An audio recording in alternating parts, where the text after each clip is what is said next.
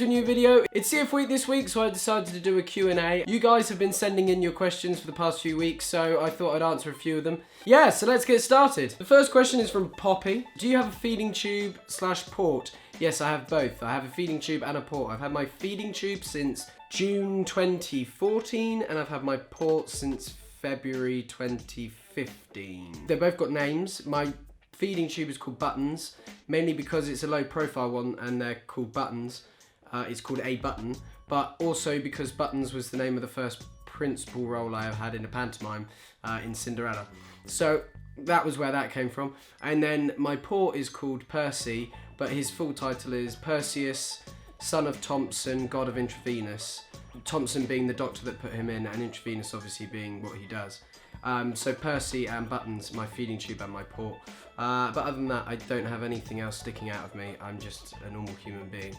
Miriam, how often do you use oxygen? I use oxygen every single night. I use 1.5 litres overnight. I don't need it during the day unless I'm feeling really unwell, but I don't think I've actually needed it in the day for probably 8-9 months now, I think, which is pretty good for me. But I use it every night, or I use my NIV machine, which is a machine that helps me expel my carbon dioxide. So I either use oxygen or my NIV machine overnight, but that's it. So I use oxygen every night, basically. That's the answer to the question. I don't know why I rambled on about some other rubbish that nobody really cares about. I use oxygen every night. Julie's worried about her kids and sort of how people react to their CF and things.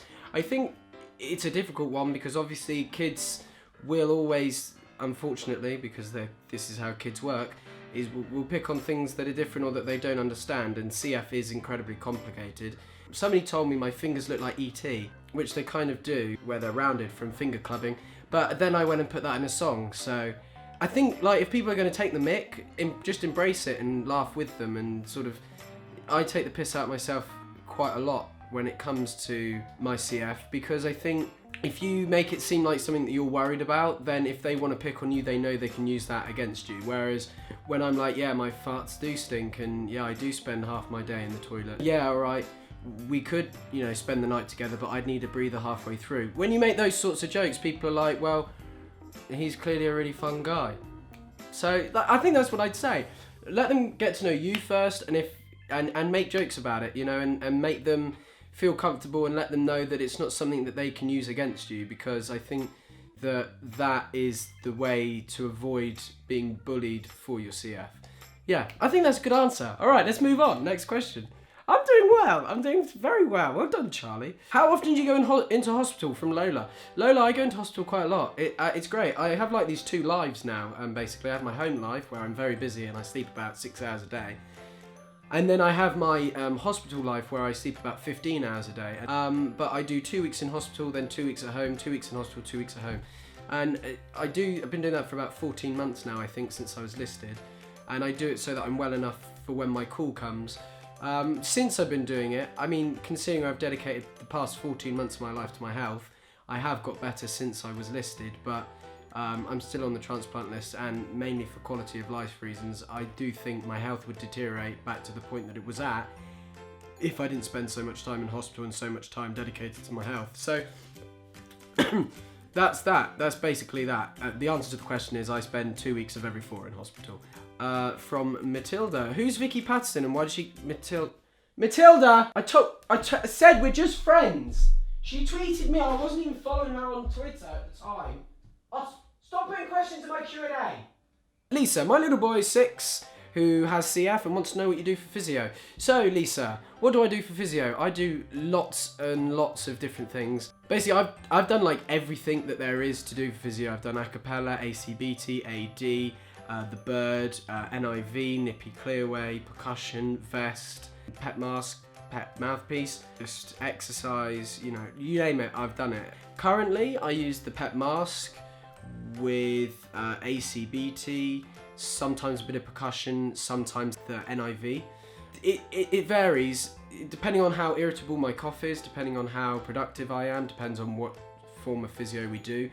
Thankfully, because I'm in hospital so much and I've got physios there the whole time, if we one day don't feel like it's working, we might try something else. The thing that I love the most is the bird. That is my favourite thing. I think it is just a phenomenal piece of equipment.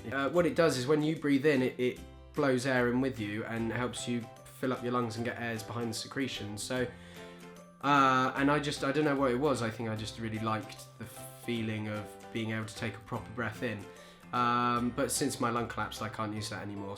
Yeah, so I've done basically everything, but at the moment I use the PEP mask with sometimes a bit of percussion when I'm in hospital with the physios, and a bit of ACBT, which is a breathing technique. It mixes and matches, but that's what I do currently.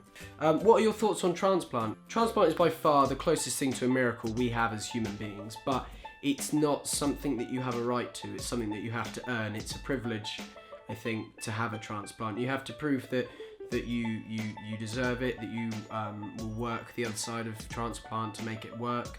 I think transplant's amazing, and it's obviously scary when they first mention it, but and obviously it's a risky procedure, and I think I was told at my assessments that if the like risk percentage was that high on any other operation, they wouldn't be doing it, but because transplant is the last option, that's why they do it. So once you get to the stage that I'm at and my friends are at, you sort of just look forward to your transplant and can't wait to get your life started afterwards. Those are my thoughts on transplant. I'm really sorry I can't remember who asked the question. So that was it. That was my Q&A for CF Week. If you do have any more questions, feel free to drop them in the comment section below. If I get enough questions, I might do another video. I've actually really enjoyed doing this. It was great fun. And I loved all the questions that I didn't really know an answer to, so that was great. You did miss the bits where I nipped out halfway through just to Google some stuff, but I managed to cut them out, so that's fine. So thanks very much for watching, much love, keep smiling.